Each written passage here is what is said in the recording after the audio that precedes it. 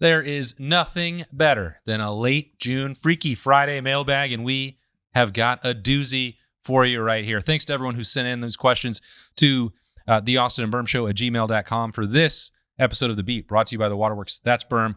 I am Austin, and I love it when get a mailbag done and I'm already on vacation. Love it when a plan comes together. Right now, Austin is sailing the deep blue seas up near Antarctica, or I hope we don't go that far. Alaska. Yeah, same place basically.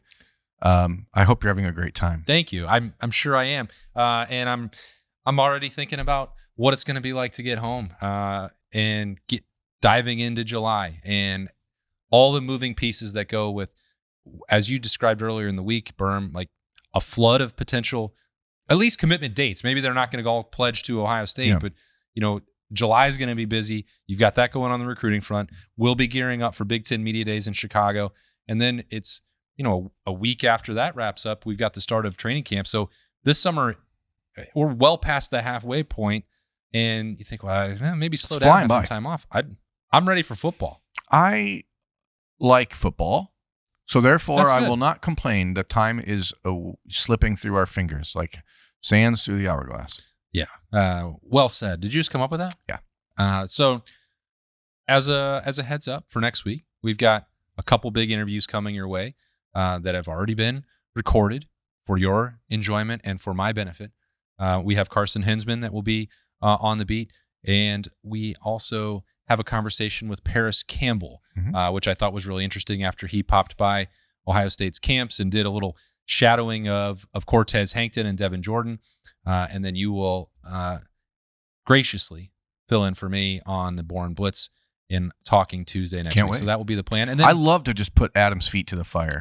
I think you should. I really... Do I let him off too easy? Yeah, I think you let him pop off a little bit. And I think he needs to be reined in. Okay. Just a skosh. All right. Well, I'll let you handle that. And there won't be a Freaky Friday mailbag on the 3rd of July. It's a holiday, and we want everyone to enjoy the America 250 celebration starting on that Friday, July 3rd. Yes. So that is the plan before we get back into the full rhythm and routine of this 2026 football season as it gets closer. And without further ado, let's get right into your questions, America. This came from Tyler. Who is the best developer on the Ohio State staff? Ooh, that's a great question, and not one that I saw in the email when you sent this to me. I like it better when you're not prepared. So I didn't. You got to stop cheating. I don't know how do you. It's a pop quiz. I don't know how you really determine that. Obviously, there are different strengths for everybody. Larry Johnson, again, his reputation as a developer of defensive linemen throughout his career is unparalleled. But we also have gained a different appreciation for the way he develops people over the last few years and thought more about like defensive tackles as opposed to defensive ends, which is where he was really made famous for. You have to divide them in two, in my opinion. What he does with defensive tackles and interior linemen is the best that you're ever going to find probably in the history of the game. His reputation with defensive ends, I think, is built on his relationships with 5-star super talented players. I don't know that this will sound like a slight, which I don't mean it. You get those guys into your program and you have a Chase Young or a Nick Bosa or a Joey Bosa. I feel like maybe I could coach those guys. Yeah, and that's something that's actually been used against Larry on the recruiting trail in the last few years as well. Sure, anybody could coach those guys. And maybe that's true, but I think that it speaks to the bigger picture of what Ohio State does as a program in general, which is when the Buckeyes land 5 stars, those 5 stars generally pan out. They are not typically guys who come in and bust. And that, I think, is something that Ohio State does better than pretty much anybody in the country. We don't see 5-star busts happening at Ohio State very often, if ever. If you go back over the last 15, 25 years, like the 5 stars are those dudes for a reason. I think, and I know I'll probably be a little biased. Maybe I'm got my Laurinaitis colored glasses on, but like I don't think there's anybody on this current staff who is more an authority on what they're teaching than James Laurinaitis. it's kind of hard to argue with the recent results. I mean, even if the accusation is recency bias, well, we don't really have anything other than that to go on with James Laurinaitis. And maybe you put, or we put too much stock on that, or it's hyperbole. But when you go from, you've been doing this for 3 years, and the examples that you can point to are Cody Simon, so far and away ahead of what most people generally expected from him, becoming a central figure and a Blocko recipient and a national champion. And then you follow that with Arvell Reese and Sonny Styles making history as first-round draft picks, and not just a pair of linebackers going in the first round, but in the top 7 picks. I don't know. Like, it's tough to make a case for anybody else, at least in the last couple of years. Brian Hartline is no longer here. The year before that, I would have said Justin Fry didn't get enough acclaim for what he was doing with his development piece and factoring in, some of the restrictions and limitations that Ohio State had in terms of spending for offensive linemen. I think Tim Walton is very much putting himself in that mix right now as we shift to that current staff. Beyond that, James Laurinaitis, if there's a heavyweight championship of development, that belt currently belongs to him. Yeah, again, it's hard to envision giving that title to anybody else just based on his command and of the linebacker position, considering, not just that he played it, but he played it at an exceptionally high level. He's a 3-time All-American. He's a college football Hall of Famer. He is pretty hard to argue against in that conversation. I think, now, does Ryan Day count? I don't know. I think there's actually a very interesting conversation to be had about what is Ryan Day's strength in quarterback development. Is it identifying quarterbacks? Is it developing quarterbacks? And I don't know which. Like, there's, as we talked about with Larry, there's people out there who say, well, sure, anybody can develop those guys. Now, Brian Hartline, towards the end of his run at Ohio State, that same theory was being applied to him in some ways. Like, sure, anybody can do that with Emeka Ibuka and Marvin Harrison and Carnell Tate, but then people was like, well, look at the 23 recruiting or the 2022 recruiting class for Ohio State at wide receiver, where you didn't have a 5-star and all 4 of those guys were out of the program within a year and a half. And so you look at last year's wide receiver haul with Bob Penn Miller, and you're like, well, is that guy really going to develop into something, or is Brian Hartline just really great at identifying talent?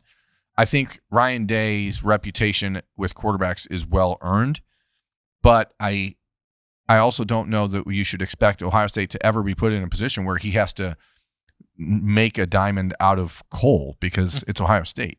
You know, like you should be able to get the diamond and then shine it. You don't need to always go mining through the crap and then be like, oh, look what I did to this guy who nobody wanted. I think you mine in the mines. Oh, whatever. But like, I don't think that Ryan Day, I don't know. It's a silly argument that people make about Ohio State and programs like it. It's like, well, yeah, you've got all the good players. Of course you're good. Well, yeah, that's the way it goes.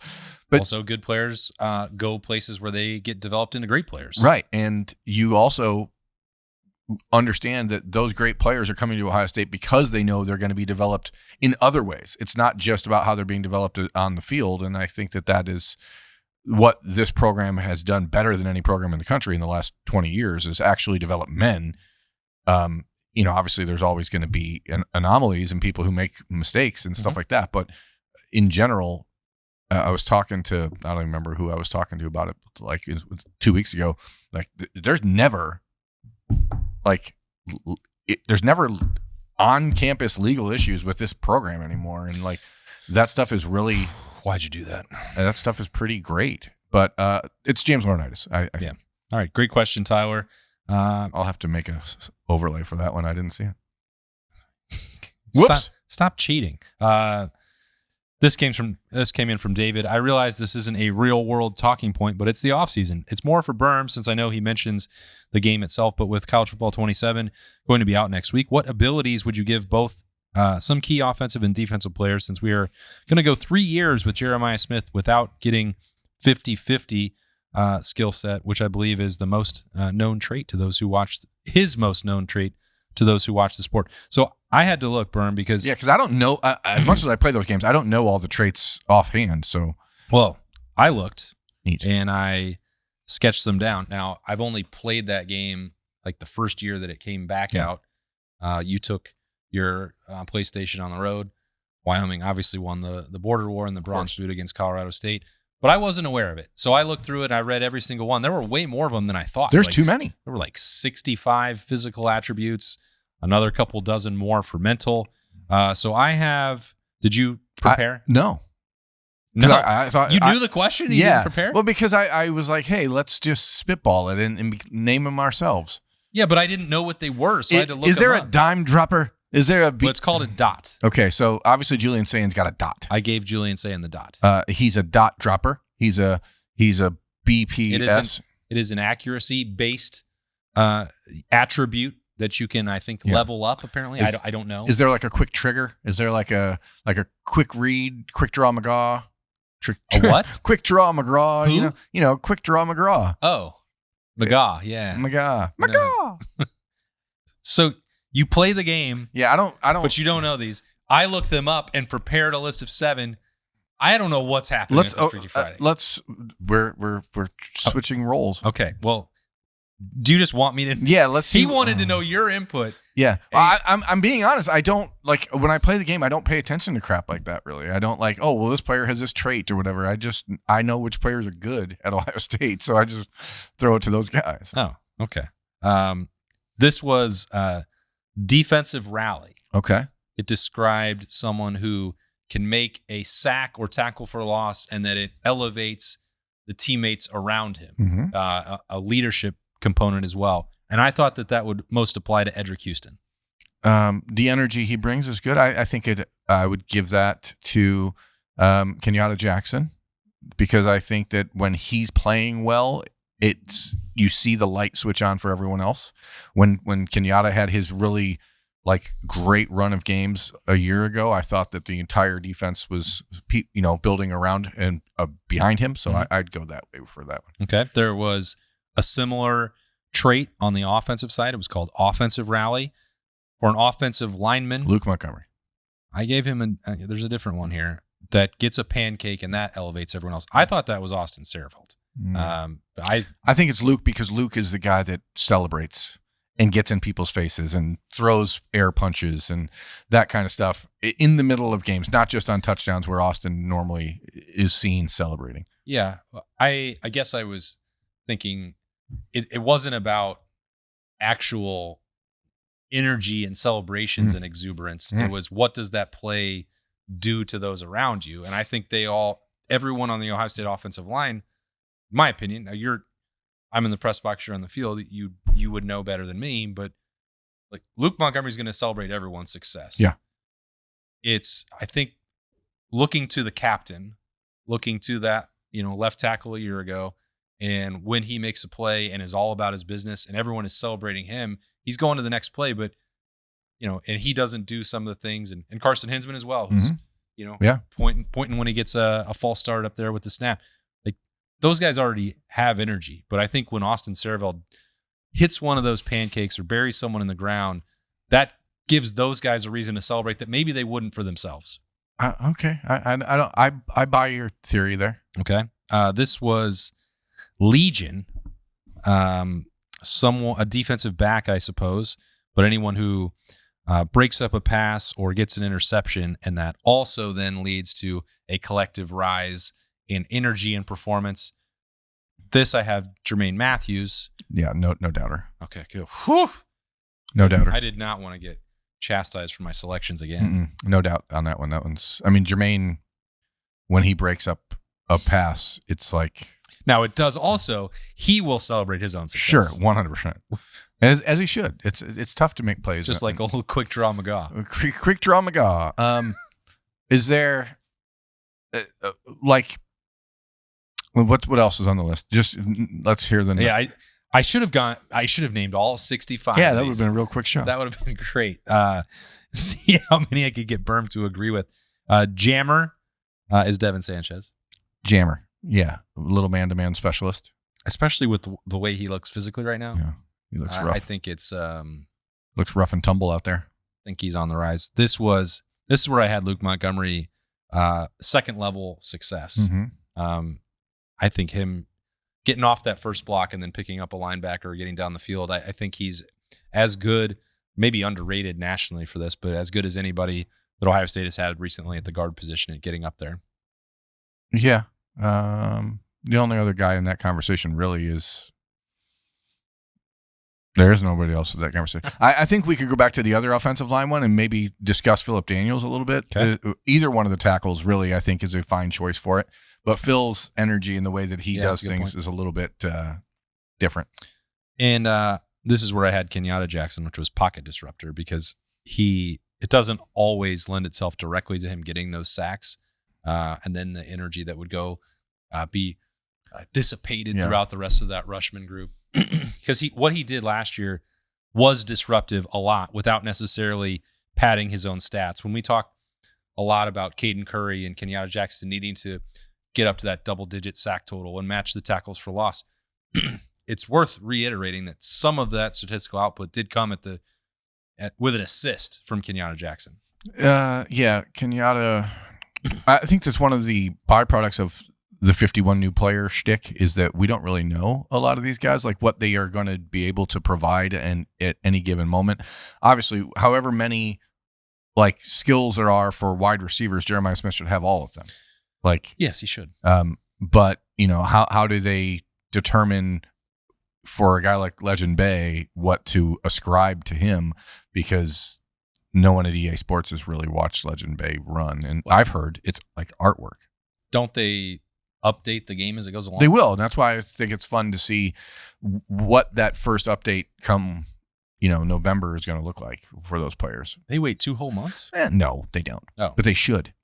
Well, David, I'm sorry that Birm didn't know. I just don't use those things. I just don't. I mean, it sounds like you're leaving a lot on the table. They would probably help you if you activated these skills. You don't have to activate them. They're innate. I don't know. That's why I don't care, because I can't change them. Oh. I mean, what you're really looking for is an elite development trait for your recruits, and then they get more of those things as they go. Oh. But you don't really choose them. Okay. Well, I mean, you chose to make a change. I chose to make a change, and I was like, you know what? You know what my special skill was? Patience. Patience with myself, being kind to myself, letting myself know that, I don't think this is you right. can feel better. You can sleep better. You can walk easier. Your joints can stop hurting all the time. And all those things happen because of Awaken 180. I don't snore. My ankles don't hurt. I think it was discipline, not patience. My knees don't hurt. I feel great. I have been told I look better. So who? A lot of folks. Awaken180weightloss.com. If you want to look better and feel better, go to awaken180weightloss.com and show your own patience with yourself and discipline and kindness and love yourself, America. Birm has changed. Seasons change. Comfort doesn't. Call the Waterworks and Hetter Heating, Cooling, and Plumbing for maintenance, installation, and repairs, or visit online at thewaterworks.com. The Waterworks and Hetter Heating, Cooling, and Plumbing, proud sponsors of Ohio State Athletics. Hopefully your AC is working this coming weekend, because it's going to be a hot one. Start Monday. Not in Alaska. All right, Ryan has something for you to ponder, Birm. Roster construction question. Okay. Birm has talked before about how the strategy now is to figure out where to allocate their first-round pick dollars in recruiting. Essentially, which positions are worth investing the most resources into. With that in mind, is there anything to glean from Ohio State trying to bring in 3 highly regarded defensive ends in this class? Does that say anything about how the staff views the current roster at the position? The timing is interesting because the younger defensive ends signed over the last few classes have generated a lot of positive buzz. On the surface, it feels somewhat surprising to see such a heavy investment at a spot that appeared to have a strong pipeline already. Curious if this is simply a case of always stacking talent at a premium position, or if there's a deeper roster evaluation behind it. It's certainly more about stacking talent at one of the positions that is the biggest difference maker on the football field. It's also kind of playing catch up on missing a few guys that were the elite of the elite recruits in the last few years at defensive end. I think it's also a reminder that the 4-year scholarship doesn't really exist anymore and no one cares about it. So yes, Epi Satanale has been generating a lot of buzz. Yes, Zion Grady generated a lot of buzz in year 1. That doesn't mean those guys are going to be there next year. It doesn't mean that they're going to be there in 2 years, certainly. Each of them will be heading into their 3rd year. when these three defensive ends, Wyatt Smith, DJ Jacobs, and potentially Marcus Fakatawu, are on campus. So it's if those guys elevate to the where you think that they might get, the odds of them being a fourth-year player at Ohio State are pretty low. So then you have to restock. Mm-hmm. There's also conversation about whether or not Epi Satanale and even eventually Kari Wilder end up playing more as a 3-tech because their bodies are maybe taking them there. So there's a lot of different parts that go into it. But the biggest thing is, as we talked about with Larry Johnson at the outset, if you can get 5-star defensive ends, they're very, very rare. And Ohio State is in a position to sign 2 of them in this class, in DJ Jacobs and Marcus Fakatawu, and 5-star genetics, certainly with Wyatt Smith, and production at St. Thomas Aquinas. So you just have to get as many good players as you can.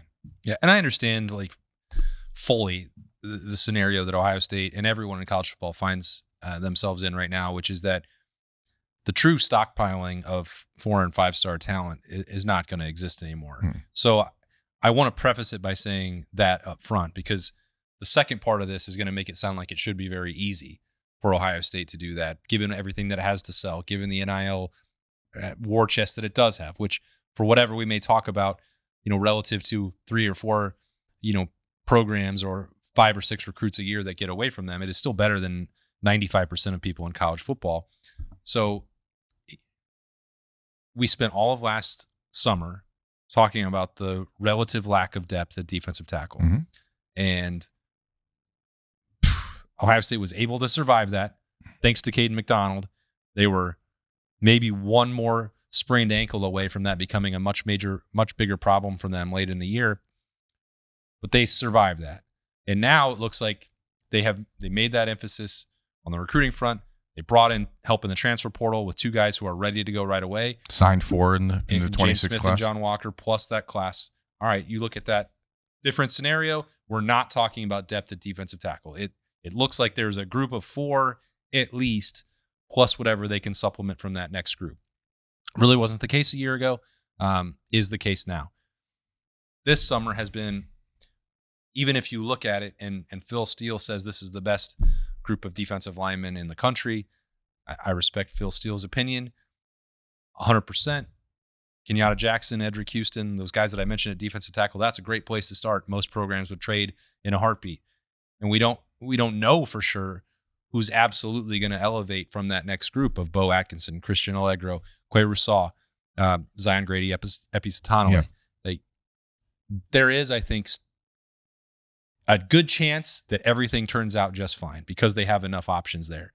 But if you're having to replace one guaranteed, maybe multiple potentially at defensive end, depending on how this year goes, then the uncertainty that we're talking about right now becomes a real glaring issue by December or January. Well, because even if everybody who was on the roster stayed, everybody on the current roster was there for 2 more years, then you still leave after the 27 season with basically just Dre Quinn and then these younger guys that are coming that the Buckeyes are trying to sign in 27. So it is going to seem like, and I think we're seeing it, and it vacillates. Ohio State changes their priorities based on what's happening on the roster. But I think you're going to see basically every other year, like at this position, okay, defensive end 1 year, next year defensive tackle, next year defensive end, next year defensive tackle. And we'll see Ohio State alternate among other positions. Obviously, in 2027 class, the focus on David Gabriel George, the focus at linebacker with 2 guys in Quentin Cipher and Prince Goldsby that they really, really like and are putting a premium on. So, but this year, defensive end is a requirement because, quite simply, if you look at next year's roster, Kenyatta Jackson won't be there, Bo Atkinson won't be there. You don't know what's going to happen with the younger guys. If Epi and Kari Wilder end up moving inside, which is a possibility because Ohio State's really only trying to sign 1 defensive tackle in the class of 2027. And so if you lose Edric and James and Will Smith after this year, you're going to have some shuffling. So it's about making sure when you have a need at a position and you have the requisite superstars available, you go get them. No, it's a great point. It's a great question from Ryan. This came from Cody. What are the chances that Brandon Inniss can solidify himself as the number 2 receiver this season? And what is a realistic projection stats-wise to feel like he made a solid jump into that number 2 role? I don't know. I did research this one. Brandon in 2025 had 36 catches, which if he gets 36 catches this year, I think that's great. I think that's a reasonable expectation. Where it has to be markedly different to truly be like the second wide receiver is that he had 36 catches for 271 yards. Yeah. Okay, so he has to find ways to get some yard after the catch. He has to find ways to catch the ball further downfield. In 2024, he only had 14 catches, but he had only 100 less yards on almost 3 times the number of catches. So finding ways to get him more involved down the field, I think, is ultimately going to be the deciding factor as to who we truly view as the number 2 receiver. Because if he's just out there as a gadget guy or quick, slants or bubble screens or stuff like that, I just don't think that really is going to give you what you want out of Brandon Inniss. Now, if it's 36 and 20 of them go for first downs or touchdowns, sure. I think that's something that he did pretty well last year, that I know many of the screens did not work. I have a hard time thinking which ones with Brandon Inniss actually popped for big gains. There were, and I'm thinking right now about the critical drive in the big house. They ran the same play with him twice. They hit him for a first down in a key scenario. Then they got down in the red zone. So let's do this again, and got a little sort of pick play, and then coming underneath on a, kind of a slant, and first down and touchdown. I don't know that it has to be, and this is not meant to be a cop out to the answer, has to be 50 catches, has to be 800 yards, has to be whatever. Yeah. I don't have a good answer for that, because it's going to be influenced by how much is Kyle Parker factoring in this offense. I think Brandon Inniss, in terms of importance to Ohio State, is already second in the pecking order to Jeremiah Smith. That's accounting for leadership. That's accounting for knowledge of the offensive system, the clutch catches that he's provided in terms of touchdowns and first downs, and anything that you get beyond that statistical output is going to be, I think, a bonus for Ohio State. But it will be impacted by not just Kyle Parker, not just Devin McCune, but Brock Boyd, Chris Henry Jr., Phillip Bell, Desi Jones. Yeah. Who knows how that's going to work out? But if this does become a group that Cortez Hankton actually follows through and plays 6 wide receivers the way it certainly looks like they intend to and want to and potentially could, well, I mean, finishing second on the stat sheet by the end of the year could look exactly like what Brandon Inniss' numbers looked like, sort of an average of those first 2 years. Well, the thing, to your point, he needs to find ways to be more explosive, but the scoring, he scored 3 touchdowns a year ago, one of them in Ann Arbor, obviously a big play. Yeah. We've seen glimpses of Brandon's elusivity on punt returns. He's been a couple times where he's come close to breaking one. I don't think that's the elusiveness is probably. Yeah, elusivity. Major groundwork to Uncle Tom. Cool it, Mr. Miguel. I don't know these expressions, ladies and gentlemen. I'm just a caveman. I think that you just really want to see Brandon be a little bit different. But I think the important thing is, yes, Ohio State will probably end up playing more wide receivers, so the numbers for him are probably going to level off around that 30 catch mark. But if you can have Jeremiah Smith with 90 grabs and you have 5 other receivers with 30, that's okay. It doesn't matter who's Brandon's going to be out there a lot. He's going to be out there a lot.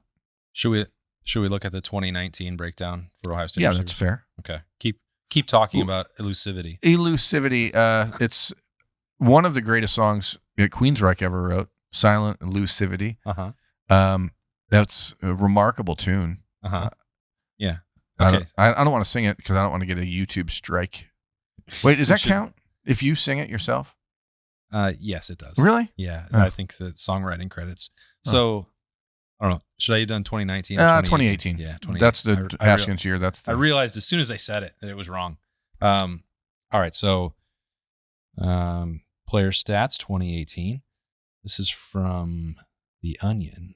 All right, so now this was also a Dwayne Haskins masterclass. These numbers are but skewed. This is what this offense should be. Dwayne Haskins, the comparison, Julian Sain's best Ohio State quarterback comparison is Dwayne Haskins. This offense is built to be that way. Paris Campbell had 90 catches. They went for 1,063 yards and 12 touchdowns. KJ Hill had 70 catches for 885. Terry McLaurin had 35. Johnny Dixon had 42. Ben Victor had 21. Austin Mack had 26. I think that's a little bit indicative of what you're talking about. Like, Ohio State is not going to throw the football as often as it did with Dwayne Haskins. I feel very confident in that. He had 533 attempts throughout the course of that year. And this was, during JK went over 1,000 and Mike Weber was close to 1,000, but that was, I remember a lot of conversations. Nobody liked that running game at all, and they still had 2,000-yard backs. Well, almost 1,000 yards. And it wasn't a very good running game. But it's just, it speaks to the insanity of what covering Ohio State football is actually about. But then you also had, you had almost 5,000 yards passing and 2,000. They had more than 5,000. Dwayne almost had 5,000. Because Tathan Martell had 269 yards passing. So you then couple that with two near 1,000-yard backs, and people are, I don't know. So Luke Farrell also had 20 catches. JK had 26. Mike Weber had 21. Chris Olave had 12. CJ Saunders had 10. I mean, this was a team that absolutely spread it around. Let's think of it this way. If we expect Ohio State will not throw the ball 533 times, let's say that I don't expect. Let's say Julian throws it 400 times, and if using last year's clip, he completes 75%, so that's 300 completions, right? Yeah. We expect that Jeremiah will be in the 90 to 100 range. I think so. Yeah. So that means 1/3 of the receptions are gone. How does the breakdown between Brandon Inniss, Devin McEwen, Kyle Parker, the running backs, the 7 different tight ends, how do you determine what makes somebody the number 2 receiver? Because last year was very easy. Carnell Tate is the other X. They're both X receivers. They're both out wide pretty much the entire time. That is just not going to be the case this year. You're going to see rotation on the other side, not just from Brandon Inniss and Kyle Parker and Devin McEwen and Brock Boyd and Chris Henry, but you're going to see Jeremiah Smith probably move around a lot and be more involved in the slot. So I don't really know how this alignment's going to go because we just didn't see anything in spring. It's really hard to gauge because the spring offense was so irrelevant. Yeah. That it is hard to project ahead. I don't know. I mean, I felt like on Student Appreciation Day, there was a nice glimpse, at least of the return to 2018, 2019 concepts. And there were opportunities for Brandon Inniss to run and drags across the field and mesh concepts. And we saw Kyle Parker do that. We saw Devin McEwen do that. I mean, if they all do, maybe there will be an uptick in terms of passing attempts. And I don't know, that could also be in relation to whatever Ohio State feels in terms of comfort with its running game. If the screen game, if the end around, if the pop passes become an answer to elevate the rushing attack, like maybe they will skew those numbers dramatically. And the second wide receiver on this team will have 55 catches or 60 catches. Speaking of NCAA, I mean, that's my offense. I'm going to throw it 60 times a game if I get an opportunity. That's why run it in a video game? Why run it in a video game? It doesn't work. Exactly, unless you have the Quinshawn spin move. I don't know. I really do think that Brandon Inniss is much more valuable than people are going to give him credit for no matter what. Yeah. I think his statistics will never be as important as the impact he makes elsewhere.